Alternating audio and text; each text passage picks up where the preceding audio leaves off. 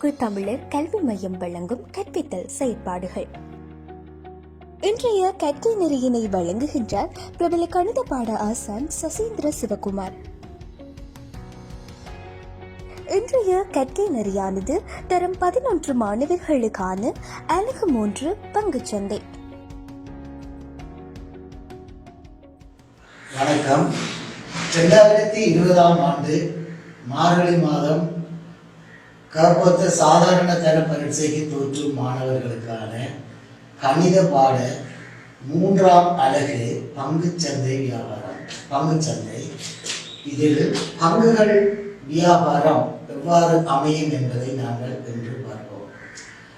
வியாபாரம் என்னும் வகையில் முதலாவது தனி நபர் வியாபாரம், இரண்டாவது கூட்டு வியாபாரம், இருவர் அல்லது மூவர் சேர்ந்து நடாத்துவது. இங்கு நாங்கள் எடுத்துக்கொண்டவுடைய 3வது வகை பங்குச்சந்தை வியாபாரம். இதில் பங்குகள் என்பது என்ன என்பது பற்றி நாங்கள் முதலில் பார்ப்போம். பங்குகள் என்பது ஒரு வியாபாரத்தை ஆரம்பிக்க இருக்கும் நபர் தன்னிடமுள்ள தொகை ஒரு மில்லியன் என்று வைத்துக் கொள்வோம். ஆனால் வியாபாரத்துக்கு தேவையான தொகை 5 மில்லியனாக இருக்கும் போது மீதி 4 மில்லியன்களை பெற்றுக்கொள்வதற்காக பங்குகள் என்று சொல்லுகின்ற எங்கள் நடையில் சொல்வதானால் டிக்கெட்டுகள். இந்த டிக்கெட்டுகளை 4 மில்லியன் ரூபாய் பெறுமதியான டிக்கெட்டுகளை அச்சிட்டு தனிநபர் வெளியில் விற்க முடியாது. ஆகவே ஒரு வங்கி ஒன்றின் மூலம் இந்த பங்குகளை விற்று இந்த நிதியை சேகரிக்கலாம். இவை இரண்டையும் சேர்த்து பார்க்கும் போது எனக்கு தேவையான 5 மில்லியன் நிதி எங்களுக்கு கிடைக்கும். இந்த 4 மில்லியன் நிதியை எவ்வாறு பெறுகிறோம் என்றால், ஒரு பங்கின் விலை 10 ரூபாய் என குறைக்கப்படுமாயின் நாங்கள் 400,000 பங்குகள் 10 ரூபாய் படி விற்கப்பட்டு இந்த 4 மில்லியன் தொகை சேகரிக்கப்படும். இப்ப இந்த 10 ரூபாய் பங்குகள் என்பது அச்சிடப்பட்ட டிக்கெட்டுகள். இதனை தனிநபர் விற்க முடியாது. ஆகவே ஒரு வங்கி ஒன்றின் மூலம் வங்கியின் அனுசரணையுடன் இந்த பங்குச்சந்தை வியாபாரம் எவ்வாறு நடக்கும், என்னென்ன முதலீடு, என்னென்ன இயந்திரங்கள், எவ்வாறு அவற்றை விற்பனை செய்தல் என்பது போன்ற ஒரு ப்ராஜெக்ட் செயற்திட்டத்தை அவர்களுக்கு சமர்ப்பித்து அவர்கள் அங்கீகரிக்கும் போது இந்த பங்குகளை 400,000 பங்குகளை அவர்கள் வங்கியினூடாக அல்லது ஒரு நிதி நிறுவனமூடாக விற்று எங்களுக்கு இந்த பணத்தை தருவார்கள். இதுதான் பங்குகளுக்கான ஆரம்ப விளக்கம். இப்போது எங்கள் கையில் பங்குகள் 400,000 உள்ளன. 10 ரூபாய் பெறுமதியான பங்குகள் உள்ளன. இந்த பங்குகளை ஒவ்வொரு தனிநபரும் வேறான தொகையில் அல்லது ஒவ்வொரு தொகையில் வாங்கிக் கொள்வார்கள். உதாரணமாக எக்ஸ் என்ற நபர்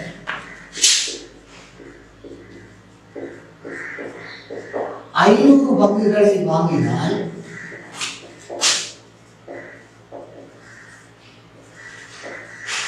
அவருடைய முதலீடு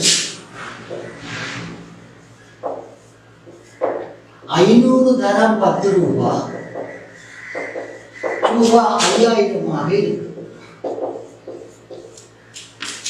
அவ்வாறு வயன்ற நபர் 2,500 பங்குகளை வாங்கினால் அவருடைய முதலீடு 2,500 தரம் 10 ரூபாய்.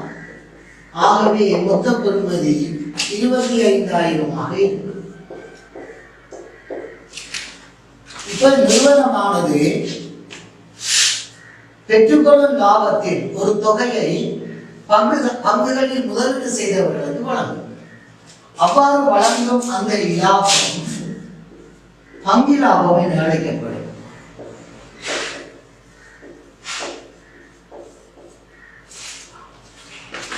இப்போது நாங்கள் எக்ஸ் என்ற நபர் 500 பங்குகளை வைத்திருக்கிறார். அவருடைய முதலீடு 500 தரம் 10.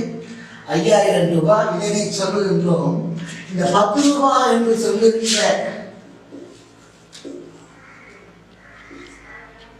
ஒரு பங்கின் பெறுமதியானது பெயர் மாதிரியான வருமானம் என அழைக்கப்படும். பெயர் மாதிரியான வருமானம். அதே போல பங்குகளிலிருந்து பங்குகளுக்கான அவருடைய முதலீடு எக்ஸெல் நபருக்கான முதலீடு 5000 ரூபாய். இது பங்குகள் அனைத்திலும் பெயர் மாதிரியான வருமானம் என அழைக்கப்படும். அவ்வாறே மையத்தின் நபருக்கு 2500 பங்குகள்.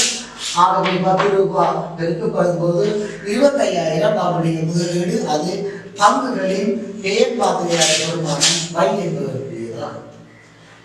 இப்போது நாங்கள் எக்ஸெல் நபருக்கான பங்குகளுக்கான நிறுவனம் வழங்கும் வருமானத்தை கணிப்போம். எக்ஸ் பெறும் தொகை வருமானம் இவருடைய முதலீட்டுக்கு நிறுவனம் தீர்மானிக்கும் ஒரு பங்குக்கு எவ்வளவு லாபம் கொடுக்க வேண்டும். இந்த பங்கு லாபம் என்பது ஒரு பங்குக்கு ரூபாய் 2 வழங்கப்படுகிறது என்று வைப்போம். ஒரு நிறுவனத்தில் அனைவருக்கும் இந்த ரூபாய் 2 படி வருமானம் கிடைக்கப்படும். ஆகவே இவருடைய எக்ஸ்பெரும் வருமானம் 500 பங்குகள் வைத்திருக்கிறார். 2 ரூபாய் படி பார்த்தால் 500 தரம் 2 ரூபாய் 1000 எக்ஸ்பெரும் வருமானமாகும். அதே போல வைபரும் வருமானம் 2500 தரம் 2 இது ரூபாய் 5000 வருமானமாகும். இந்த வருமானங்கள் யாவும் நிறுவனத்தின் மூலம் 2 ரூபாய் என தீர்மானிக்கப்பட்டு ஒரு வருடத்துக்கு ஒரு முறை வழங்கப்படும். இது வருட வருமானம் எனப்படும். இதே போல இதை மாற்றியும் நாங்கள் பார்க்கலாம். இரண்டாவது டைப் உதாரணம்.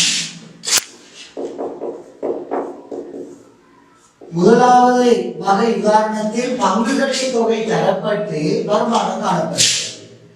இரண்டாவது வகை உதாரணத்தில் பங்குகளுக்கான மொத்த முதலீடு தரப்பட்டு வருமானம் பெறுவார்கள். அவ்வாறு பார்க்கும்போது ஏ எனும் நபர்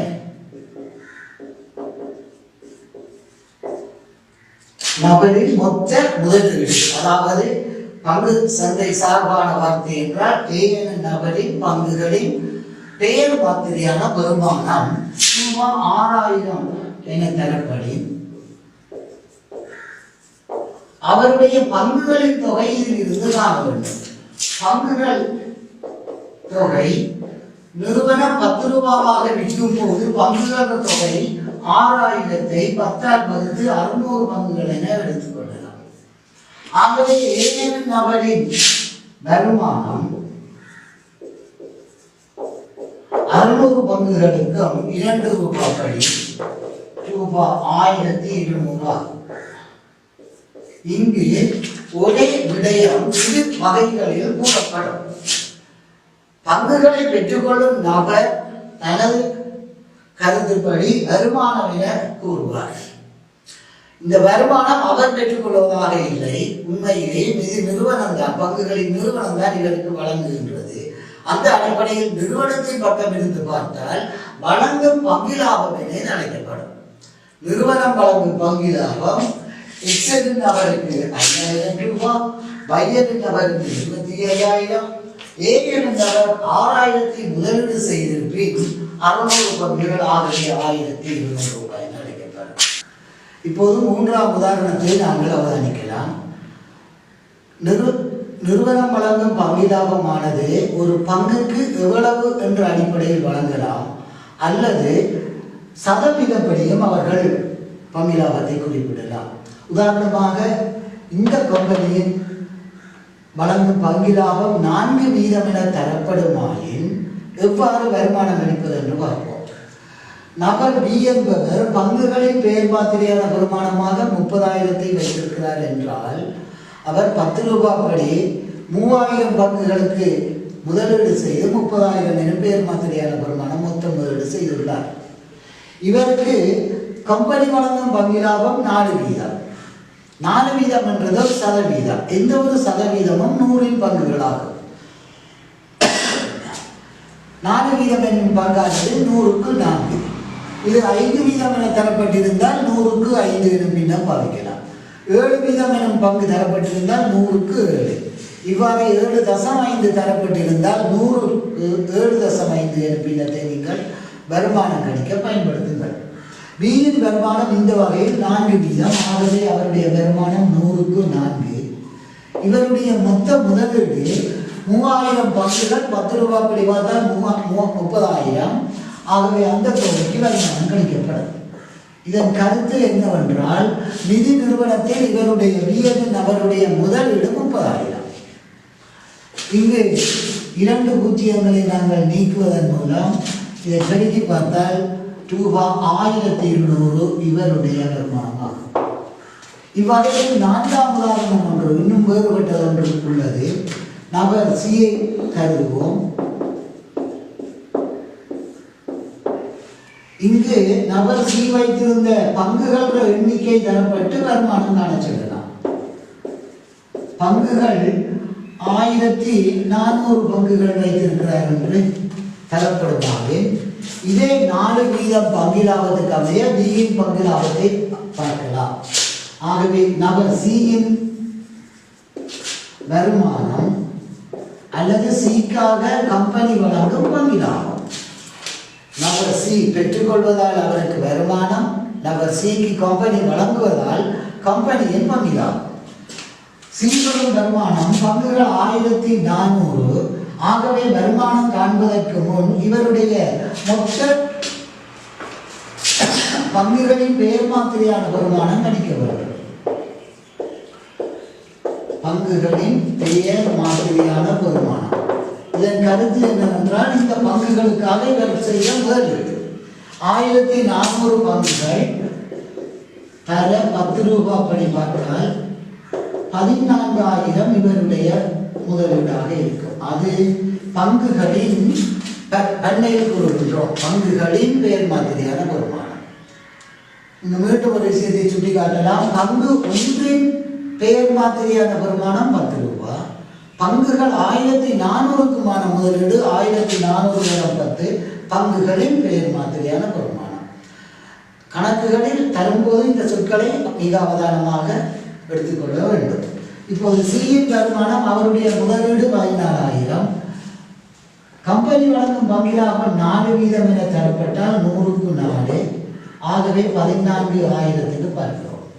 2 பூஜ்ஜியங்கள் அகற்றப்படும் போது 14 56 ஒரு பூஜ்ஜியம். ஆகவே 560 ரூபாய் சியின் வருமானமாகும். அல்லது மறுதடியாக கூறினால் நபர் சிக்காக கம்பெனி வழங்கும் வருமானம் 560 ரூபாய். பங்குச்சந்தையின் 2ஆம் கட்டமாக நாங்கள் அவதானிக்க வேண்டிய விடயம் பங்குகளை வாங்குதலும் விற்றலும்.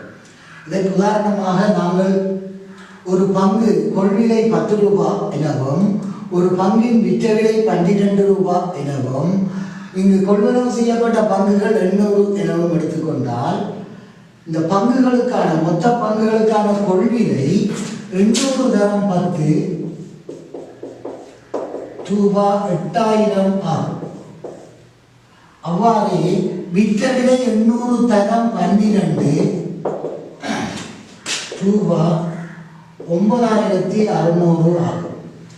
இது புதியதொரு சொற்பதம் இங்கு பயன்படுத்துகிறோம். மூலதன லாபம் மற்றது மூலதன நட்டம்.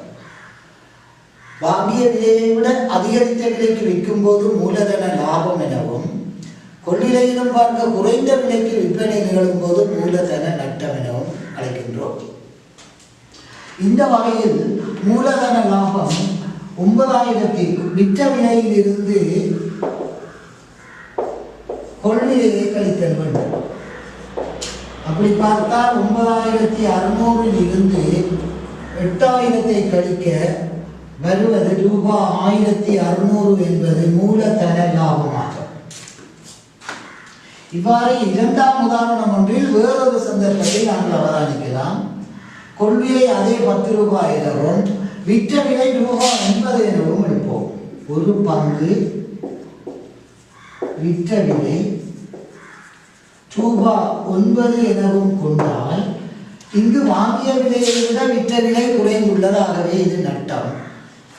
இங்கு மூலதன நட்டம் என்பது கொள்விலையிலிருந்து விற்ற விலையை மாற்றி கழிப்பதன் ஊடாக நாங்கள் பெற்றுக்கொள்ளலாம். ஆகவே இங்கு விற்ற விலை எவ்வளவு என்று கணித்தால் விற்ற விலை அதே 800 பங்குகளையும் 9 ரூபாய் பிரித்திருக்கிறார். ஆகவே ரூபாய் 7200 இங்கு குறைந்து விட்டது. ஆகவே மூலதன லாபம் என்பது மாற்றப்படும் மூலதன நட்டம். முதலீட்டிலிருந்து கொள்விலையிலிருந்து விற்ற விலையை கழிக்கிறார். அதாவது கொள்விலை 10 ரூபாய் படி பார்த்தால் 8000 ரூபாய், விற்ற விலை அதை விட குறைந்த தொகை 7200. ஆகவே கழித்தால் 800 ரூபாய் மூலதன நஷ்டம் அழைக்கப்படும். இங்கு அடுத்த கட்டத்திலும் நாங்கள் சொல்லலாம்.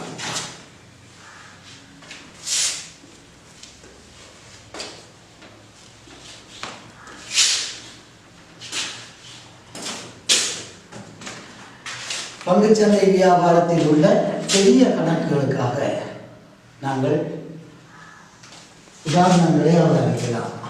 இப்போ மூன்றாவது உதாரணம், ரவி எனும் நபரிடம் 750 பங்குகள் உள்ளன.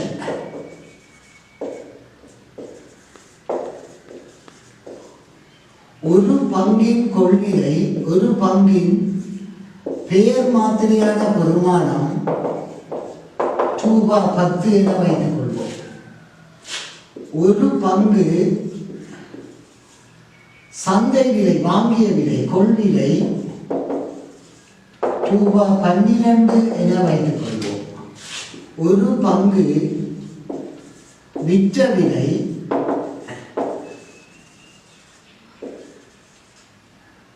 ரூபாய் 15 என வைத்துக் கொள்வோம். இங்கு பாருங்கள், 3 விலைகள் இங்கே புதிதாக இடம்பெற்றிருக்கிறது. ஒரு பங்கின் பெயர் மாதிரியான வருமானம் அந்த டிக்கெட்ல அல்லது பங்குகள்ல அச்சடித்திருக்கிற விலை. ஒரு நிறுவனம் 10 ரூபாய் எனும் பங்கை 10 ரூபாய்க்கு மாத்திரம் விற்கணும் என்று அவசியம் இல்லை. அது லாபத்துடன் விற்கலாம். 12 ரூபாய் படி விற்கிறார்கள். ஒரு பங்கு 12 ரூபாய் படி நிறுவனம் விற்கிறது. அடுத்த விடயம், அதை வாங்கியவர் மீண்டும் இன்னொரு நபருக்கு விற்கின்றார். அந்த நபரின் பெயரை நாங்கள் வைத்துக் கொள்வோம்,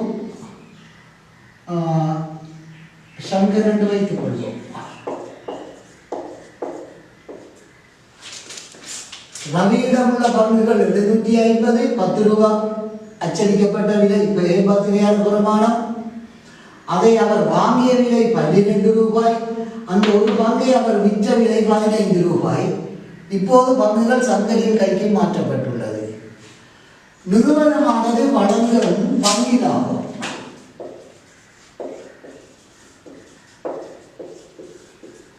பங்கு ஒன்றுக்கு ரூபாய் 1.50, 1 ரூபாய் 50 சதத்தை வருமானமாக நிறுவனம் வழங்குகிறது. இப்போது இந்த பிரச்சனையை நாங்கள் எடுத்துக்கொண்டால் இங்கே நாங்கள் கவனிக்க வேண்டிய அம்சங்கள் என்னவென்று பார்ப்போம். முதலாவது, பங்குகளுக்கான முதலீடு. ரவியின் முதலீடு பங்குகளின் பெயர் மாதிரியான வருமானம் என்ன? பங்குகளின் பெயர் மாதிரியான வருமானம், அதாவது பங்குகளுக்காக ரவி முதலீடு செய்தது. அச்சடிக்கப்பட்ட விலை 10 ரூபாய். ஆனால் 10 ரூபாய் கொடுத்திருந்தால் ரவிக்கு பங்கு கிடைத்திருக்காது. ஒரு பங்கு வாங்குவதற்கு அவர் கொடுக்க வேண்டிய பணம் 12 ரூபாய். ஆகவே பங்குகளில் பெயர் மாதிரியான வருமானம் என்பது அச்சடிக்கப்பட்ட பங்குகளின் பெறுமதி.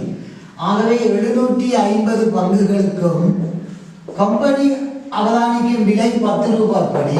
ஆகவே ரூபாய் 7500 என்பது பங்குகளின் பெயர் மாதிரியான வருமானம். இரண்டாவது விடயம், பங்குகளுக்கான ரவியின் முதலீடு.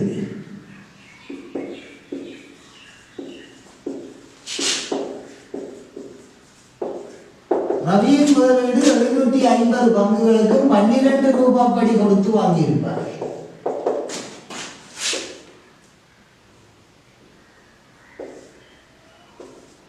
ஆகவே ரவியின் முதலீடு இங்கு 9,000 ஆகும். ரவி பங்குகளை விற்ற விலை எவ்வளவு என்று அவதானித்தால்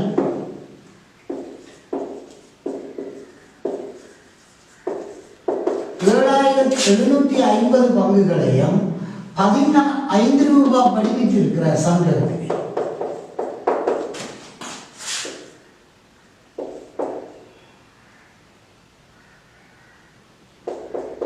$11,250 விற்கப்பட்டிருக்கு. மாணவர்களுக்கு குழப்பமான இடம் இதுதான். கம்பெனி தான் வருமானத்தை கொடுக்கும் பங்கு லாபத்தை. ஆகவே கம்பெனி எவ்வளவு முதலீடு தன்னிடம் உள்ளது என்பதை பார்த்து இந்த தொகைக்காகவே பங்கு லாபம் வழங்கப்படும். ரவியை பொறுத்தவரையில் அவருடைய முதலீடு 9,000, அவர் விற்று பெற்ற பணம் 11,250. இங்கு பல கேள்விகள் அவர்கள் கேட்கலாம். 3வது 4வது பகுதி, ரவியின் வருமானம் யாது அல்லது ரவிக்காக வழங்கப்படுற பங்கிலாப தொகை யாது? ரவியின் வருமானம் 750 பங்குகளுக்கும் ஒவ்வொரு பங்குக்கு ₹1.50 வீதம். இதை பெருக்கி காணலாம்.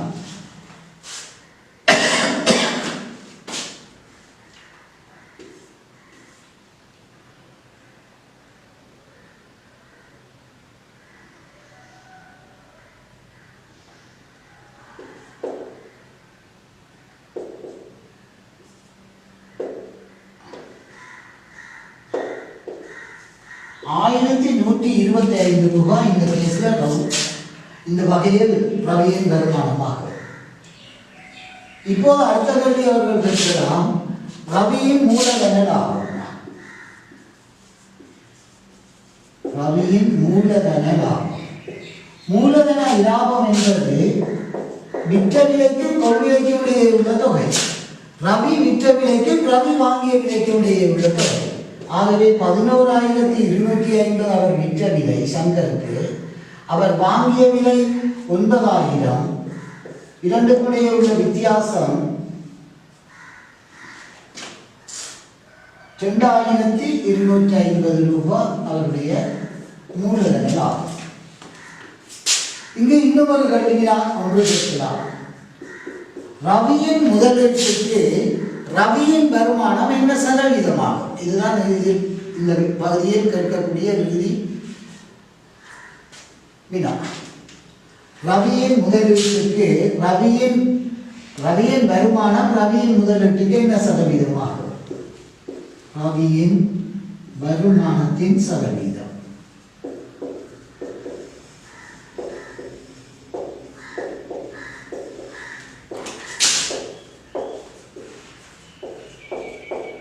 இங்கு கவனியுங்கள், ரவியின் மூலதன லாபம் என்று சொல்லும்போது ரவியின் விற்ற விலையில் ரவியின் கொள்விலை கழிக்கப்பட்டது.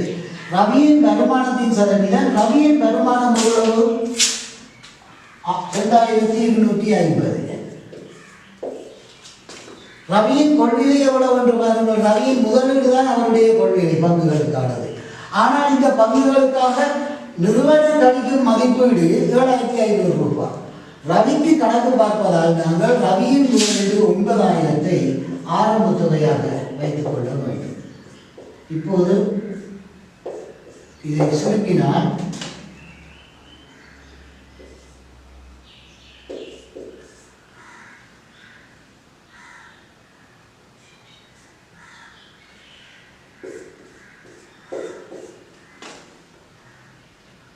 %25 லாபத்தை ரவி பெற்றுக் கொள்கிறார். அவர் 9,000 முதலீடு செய்து 2,250 லாபமாக கொள்கிறார். இது இரண்டாவது வியாபார பங்குகளில் வாழ பிரச்சனை, பெரிய ஒரு பகுதி. நிறைய விடயங்களை நாங்கள் இங்கு கவனிக்க வேண்டி இருக்கிறோம். இவ்வகையில் 3ஆம் உதாரணத்திற்கு எதிர்மறையான உதாரணம் ஒன்றை 4ஆவதாக அவதானிப்போம். இங்கு சுமதி 400 பங்குகளை வைத்திருக்கிறார். ஒரு பங்கு அச்சடிக்கப்பட்ட விலை அல்லது பெயர் மாத்திரையான பெருமானம் 20 ரூபாய். அதே நிறுவனத்தில் சுமதி வாங்கிய விலை 25 ரூபாய். சுமதி பங்குகளை விற்ற விலை, சுமதி பங்குகளை மாலாவுக்கு விற்கிறார். ஒரு சந்தர்ப்பம் வரும்போது என்ன விலைக்கு விற்றது என்பதால் இங்கு இறுதி கேள்வி. ஆனால் தரப்பட்ட மேலும் இது தகவல்கள், ஒரு பங்குக்கான பங்கு லாபம் 2 ரூபாவை நிறுவனம் வழங்கும். அத்துடன் சுமதி பெற்ற மூலதன லாபம் இறுதியாக பெற்றது 40 வீதம். இங்கு கேட்கப்பட்ட இறுதி கேள்வி, ஒரு பங்கு என்ன விலைப்படி சுமதி விற்றிருக்கிறார்? இதுதான் மாணவர்களுக்கு சிரமமான எதிர்மறையான ஒரு வினா. இங்கு நாங்கள் கணிக்க வேண்டியது முதலாவது அனைத்து பங்குகளுக்குமான பெயர் மாதிரியான பெருமானம். அதாவது 400 பங்குகளுக்கு ஒரு பங்கு 20 ரூபாய் படி கம்பெனி மதிப்பீடு செய்கிற பெருமானம். அது 400 தரம் 20 8000 ரூபாவாக இருக்கும். சுமதியின் முதலீடு 400 பங்குகள், ஆனால் கொடுத்த பணம் ஒரு பங்குக்கு 25, ஆகவே 10,000 ரூபாய் அவருடைய முதலீடு. சுமதி பங்குகளை எவ்வளவுக்கு விற்றவர் அதான் கேள்வி, தெரியாதவர்களுக்கு. ஆகவே சுமதியின் மூலதன லாபத்திலிருந்து நாங்கள் வரலாம். சுமதி முதலீடு செய்த தொகை 10,000 100 வீதம் என கொள்ளும் போது மேலும் அவருக்கு லாபமாக 40 வீதம் கிடைத்துள்ளது. ஆகவே சுமதி பங்குகள் அனைத்தையும் விற்ற விலையை நாங்கள் கணிப்பிடலாம். விற்ற விலை மீண்டும் கூறுகிறேன், பங்குகளில் முதலீடு 10,000 ரூபாய் சுமதி முதலீடு செய்துள்ளார். 40 வீதம் மூலதன லாபம் கிடைக்கப்பெற்றிருக்கு. அப்ப அந்த 10,000 ரூபாய் 100 வீதம் என கொள்ளும் போது மேலும் 40 வீதத்தை அடைந்துள்ளார். ஆகவே இப்போது சுமதியின் பங்குகளின் விற்ற விலை 100 வீதமும் 40 வீத லாபத்தையும் கூட்டும் போது 140 வீதமான விலை. எந்த ஒரு வீதமும் 100 பங்குகளாகும். ஆகவே 140 வீதம் என்பது 100க்கு 140 வளர்ச்சி பெற்றுள்ளது. அவருடைய ஆரம்ப தொகை 10,000க்கு எனும் கருத்துடன் நாங்கள் ஆராயலாம். 2 பூஜ்ஜியங்கள். ஆகவே 14,000 ரூபாய் அவர் பங்குகளை விற்ற பணம் வழங்கக்கூடியதாக இருக்கும் அன்னைக்கு.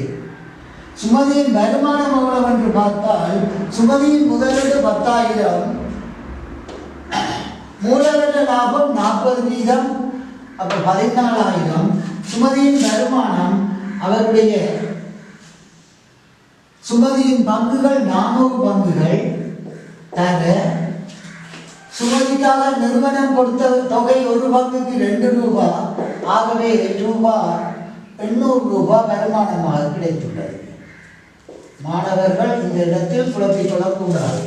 பங்குகளை வாங்குதலும் விற்றலும் என அடிப்படையில் பெறப்படுற லாபத்தொகை வேறு. கம்பெனி வழங்குகின்ற 800 ரூபாய் பங்குகளுக்கான பங்கு லாபம். இது கம்பெனி 800 ரூபாயை சுமதிக்கு வழங்கும். இப்ப சுமதியின் மூலதன லாபம் என்றால் சுமதி விற்ற விலையிலிருந்து கொள்விலையை கழித்தல் வேண்டும். 14,000 10,000 கழிக்க வருவது ரூபாய் 4,000 சுமதியின் மூலதன லாபம். அவர்கள் எதை கேட்டாலும் இந்த வகையில் கணிப்பீடுகளை செய்யலாம். இறுதியாக ஒரு பங்கு என்ன விலைக்கு விற்றார்கள் இருக்கிறார்கள். சுமதி பங்குகளை விற்ற விலை 14,000, ஒரு பங்கு விற்ற விலை, அவரிடமுள்ள மொத்த பங்குகள் 400, 14,000-ஐ 400ஆல் வகுத்து வருவது ஒரு பங்கு விற்ற விலை. ரூபாய் 35ஆக அவர் விற்றிருக்கிறார். இது 4வது எதிர்மறையான உதாரணமாகும். இந்த பாடத்தை பொறுத்தவரையில் மாணவர்கள் சிரமம் என கூறிக்கொள்ளும் ஒரு உதாரணம் உங்கள் புத்தகத்தில் காட்டப்பட்டுள்ளது. பக்கம் 20ஆம் பக்கம் உதாரணம் 2 என குறிக்கப்பட்டுள்ள பயிற்சி. திரு முகமது என்பவரிடம் 96,000 ரூபாய் பணத்தொகை உள்ளது. அவர் 2 கம்பெனிகளில் தனது பணத்தை முதலீடு செய்கிறார். கம்பெனி ஏயில் உள்ள ஒரு பங்கு 18 ரூபாவுக்கும், கம்பெனி பியில் உள்ள ஒரு பங்கு 21 ரூபாவுக்கும் கொள்வனவு செய்கிறார். கம்பெனி ஏ ஆனது பங்கு ஒன்றுக்கு 2 ரூபாய் பங்கிலாபத்தையும் கம்பெனி பி ஆனது பங்கு ஒன்றுக்கு 3 ரூபாய் 50% பங்கிலாபத்தையும் வழங்குகிறது. இறுதியாக ஒரு தரவு தரப்பட்டிருக்குது. இங்கு எவ்வளவு முதலீடு என தரப்படவில்லை, கம்பெனி பியில் முதலீடு எவ்வளவு என தரப்படவில்லை. அவற்றை தான் நாங்கள் கணிக்க வேண்டும். இது எதிர்மறையான வினா, ஆகவே சற்று சிரமமாக இருக்கும். அதற்காக ஒரு விடயம் தரப்பட்டுள்ளது. கம்பெனி ஏயில் அவர் பெற்ற வருமானத்தை விட கம்பெனி பியில் அவர் பெற்ற வருமானம் ரூபாய் 1000 கூடவா எனவும் தரப்பட்டுள்ளது. எங்களுக்கு கேள்வி, முதலாவது பகுதி கேள்வி, ஒவ்வொரு கம்பெனியிலையும் அவர்கள் முதலீடு செய்த தொகைகளை காண சொல்றாங்க. இங்க கம்பெனி ஏயில் அவருடைய முதலீடு ரூபாய் X என வைத்துக் கொள்வோம். மொத்த முதலீடு 96,000. ஆகவே X ரூபாய் இங்க கம்பெனி ஏயில போடலாம்.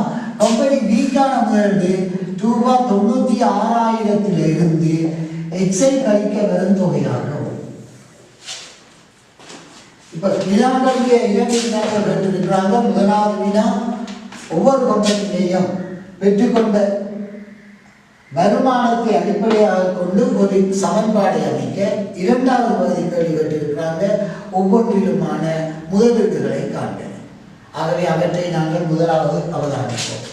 முதலாவது கட்டம், கம்பெனி ஏயில் 18 ரூபாய் படி பங்கு வாங்குகிறார். அந்த முதலீடு எக்ஸ். ஆகவே கம்பெனி ஏயில் பங்குகளின் தொகை எத்தனை என்று பார்ப்போம். 96,000 பங்கு பிரிச்சு போட்டிருந்தார். எவ்வளவு தெரியாது. இந்த தொகை எக்ஸ் என்று எடுக்கலாம். ஆகவே இந்த தொகை 96,000 sin x. ஆகவே இங்கு முதலீடு செய்த தொகை எக்ஸை வாங்கின 18 பிரிச்சு பார்த்தோம். இந்த தொகை தான் கம்பெனி ஏயில் உள்ள பங்குகள். எத்தனை பங்கு வாங்கியிருப்பார்? எக்ஸ 18 பிரிக்க பங்குகிற தொகை வரும்.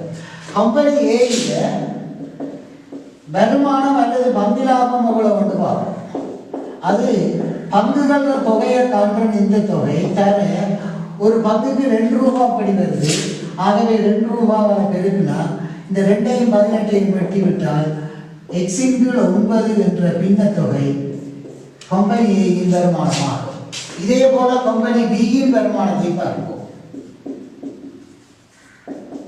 கம்பெனி பியில அவர் பெற்றுக்கொண்ட பங்குகள், அவர் செய்த முதலீடு கொஞ்சம் பின்னமானது, கொஞ்சம் நீண்ட பின்னம். 96,000 sin x என்ற தொகை. பணத்தொகையை ஒரு பங்கு 21 ரூபாய் அப்படி வாங்கியிருக்கார். 21 பிரிச்சாங்க முதலீடு வரும். கம்பெனி பியில வருமானம் எவ்வளவு பார்ப்போம். வருமானம் பங்குகளை ஒரு பங்குக்கு 3 ரூபாய் படி கொடுக்குறாங்க. 3 ரூபாய் 50% என்பது 7 ரூபாவை 2ஆல் பிரிக்க வரும். 7 2ஆல் பிரிச்சா 3 ரூபாய். அப்ப இதற்கு சமமான பின்னர் இதை நாங்கள் சுருக்கமாக பாதிக்கலாம். 96,000 sin x கீழே 21 தர ஒரு பங்குக்கான வருமானம் 3 ரூபாய். ஆகவே 7/2 என நாங்கள் போட்டுக்கொண்டால் 7ஐயும் 21ஐயும் 7ஆக வெட்டலாம் 3 முறை. ஆகவே 96,000 sin x கீழே 3/2 ரூபாய் இவருடைய வருமானம் ஆகும். இப்ப இறுதியாக வந்த இந்த வசனத்தை பாருங்கள். ஏயிலும் பார்க்க பியில் உள்ள வருமானம் 1000 கூட. ஏயில் வருமானம் இந்த தொகை x/9, பியில் வருமானம் இந்த பின்ன தொகை. இது ரெண்டுக்கும் உள்ள வித்தியாசம் 1000 ரூபாய். கூடுதலான வருமானம் பி என்பதால இதுல இருந்து இதை கழிக்க 1000 ரூபாய்க்கு சமப்படுத்த அந்த சமன்பாடு எங்களுக்கு கிடைக்கும். இங்கு சமன்பாடை அமைக்க சொல்றாங்க. இரண்டாவது பகுதி கேள்வி. இரண்டாவது பகுதி வினா, சமன்பாடை அமைப்பதற்கான தரவு ஒன்று தரப்பட்டுள்ளது. கம்பெனி ஏயின் வருமானத்திலும் பார்க்க கம்பெனி பியின் வருமானம் 1000 கூட. இது கணித்து வைத்திருக்கிறோம். பியின் வருமானம் இந்த இருக்கு, கம்பெனி ஏயின் வருமானம் இந்த இருக்கு. இதை விட இது 1000 கூட. அப்ப கூடியதிலிருந்து குறைந்ததை கழிக்க அந்த 1000க்கு சமனான சமன்பாடு கிடைக்கும். ஆகவே 96,000 sin x முழுவதன் கீழ் 6. இது பியின் வருமானம். ஏயின் வருமானம் x/9 கழிக்க வருவது 1000 ரூபாய்க்கு சமனாகும். இது ஒரு பின்ன சமன்பாடு. 6 9 மீதமாகி கொண்டிருக்கு. 6 போமாசி 18 ஆகும். இதை இலகுபடுத்தி நாங்கள் 18 ஒவ்வொரு கணியத்தையும் பெருக்கலாம். 18 தர 96,000 sin x கீழே 6. இதையும் 18 பெருக்கலாம்.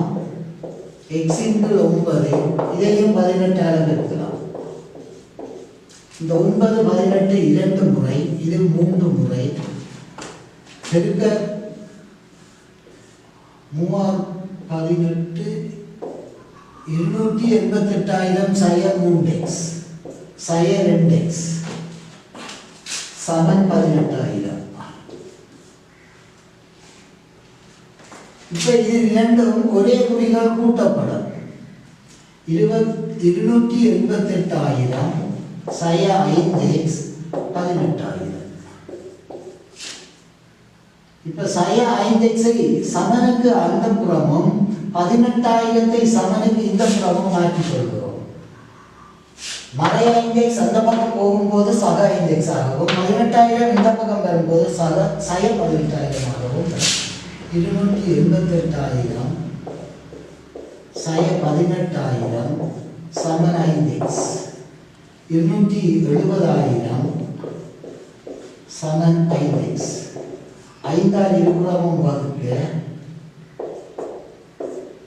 x இன் தொகை 54,000 ஆகும். ஆகவே கம்பெனி A இன் முதலீடு 54,000 96,000 54 கழிக்க கம்பெனி B இல் முதலீடு 42,000. ஆகவே இப்போது நாங்கள் ஒவ்வொரு கம்பெனியிலும் பெற்றுக்கொண்ட முதலீடுகள் A இல் 54,000 B இல் 42,000 என்பதை கணித்துள்ளோம். இப்போ தற்போது மூன்றாவது 4வது பகுதிகளாக இந்த வினா தொடர்ந்து வருகிறது. இரு கம்பெனிகளிலும் அவருக்கு இருந்த பங்குகளின் எண்ணிக்கைகளை வேறுவேறாக காண்கிறோம். இப்போதைய கேள்வி, கம்பெனி ஏயில அவருடைய பங்குகளை தர. இது மிகவும் இலகுவான பகுதி. மூன்றாவது பகுதி, கம்பெனி ஏயில் பங்குகள் எத்தனை? பங்குகள் கேள்வியாக வரும் என்றால் எவ்வளவு பணத்தொகைக்காக வாங்கி இருக்கிறார்? 54,000. என்ன விலைப்படி வாங்கி இருக்கிறார்? 18 ரூபாய் படி. பிரித்து பார்த்தால் 3,000 பங்குகள் கம்பெனி ஏயில் பெறப்பட்டுள்ளது. அதே போல கம்பெனி பியில் பங்குகள் எத்தனை? அங்கு முதலீடு 42,000. ஒரு பங்கு 21 ரூபாய் படி வாங்கி இருக்கிறார் 2 முறை. ஆகவே 2,000 பங்குகள். இப்போ ஒவ்வொன்றிலும் அவருடைய வருமானங்களை தனித்தனியாக பார்ப்போம். கம்பெனி ஏயில் வருமானம்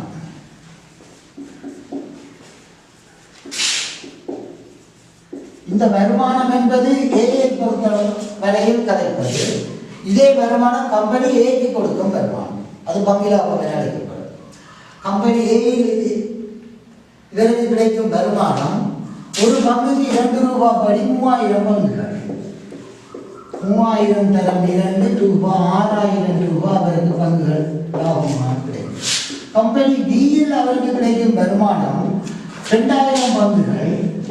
அங்கு ஒவ்வொரு பங்குக்கும் 3 ரூபாய் 50% லாபம் கிடைக்கப்படும். ரூபாய் 7,000. ஆகவே அவருடைய மொத்த வருமானம்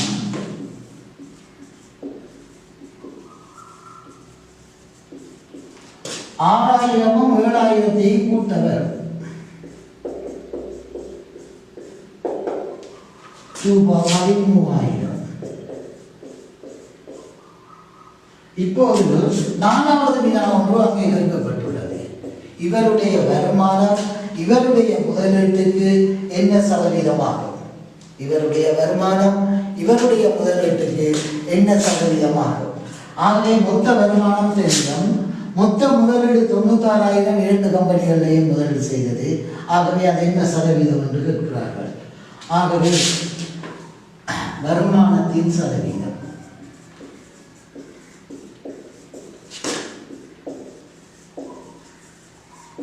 மொத்த வருமானம் 2 கம்பெனிகளிலும் கிடைத்தது 13,000. மொத்த முதலீடு 96,000. கடன் 100.